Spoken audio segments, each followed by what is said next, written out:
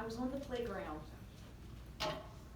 when a shiny black cruiser pulled into the parking lot of my little school, tucked into the rural cornfields of Preble County. It was a season when police presence on school grounds was cause for reverent awe and curious excitement, not a response to tragedy. As if the recess bell had beckoned, swings and teeter-totters were abandoned, squills and chatters were silenced, as we all pressed in for a closer look at the hero behind the tinted glass of that 1970 Plymouth Grand Fury. When that tall, lean deputy stepped out of the cruiser, with the metal stars on his hat and chest glistening in the sun, my face lit up like a Christmas tree. It was my daddy. I eagerly ran to him. Blonde, tangled locks stuck to my flushed cheeks, scraped knees, proudly displayed in that gap between my knee socks and the hem of my dress. And I smiled up at him with a grin, minus a tooth or two, probably because of that Saturday morning candy. He stooped down, gun belt squeaking as he took off his hat with one hand, and he reached the other one out to me. And he said, "Somebody forgot her lunch money, Karen Sue." Our eyes locked and my small hand scraped the coins from his enormous palm. "Thank you, Daddy," I beamed, and I leaned in to hug him, in spite of the discomfort of all those pins and that badge poking into my then unblossomed chest. As my hero turned and walked away, a playground nemesis chided me. I can see her now. "Karen Plaugher, you think you're a big shot because your daddy's a cop." You know what? She was right. But it wasn't because my dad was a cop. It was just because he was my dad. As I've worked on these remarks over the past few days, I struggled. I couldn't quite get it together. But last night, I found out why. Because I didn't have all the pieces.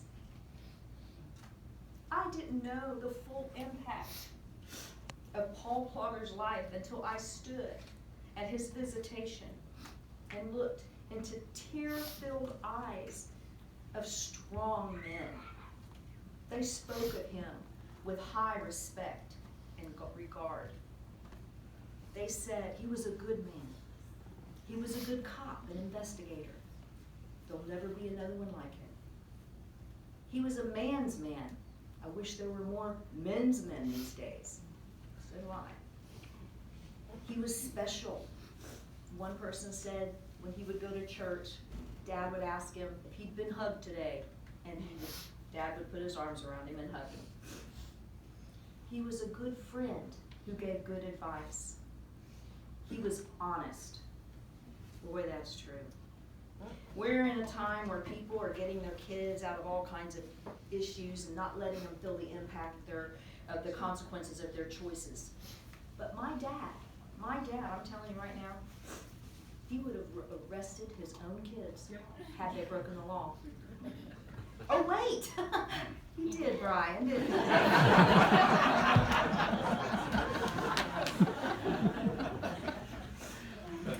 As hundreds of people passed by, they wove a story that was beautiful and consistent, whether from the lips of family, friends, neighbors, or county judges. They brought the other pieces of his life together. And now I want to share the most important piece of this man's life. It was a decision that he made almost 30 years ago. It was a decision to have faith in something bigger than himself. He surrendered all, and he invited Jesus to be the Lord of his life. And he lived differently from that day until until he drew his last breath on August 31st. That day was heartrending, but it was also beautiful. All 5 of us kids and Judy were at his bedside, stroking his head, holding his hands, telling him we loved him through our tears, telling him to go on, and we'll see you later. The last words I remember him speaking in that sacred time was, "I love you all." That was the final piece of his life here on earth. Then he left us for a better place. He left us loving one another through our grief. He left us with a hole in our hearts, but the peace of knowing he was now perfectly healed and in the presence of God. My dad, your husband, your friends, he finished well. He left us with a legacy of faith and love, and he left us with a longing for heaven. Until we meet again, I love you, Dad.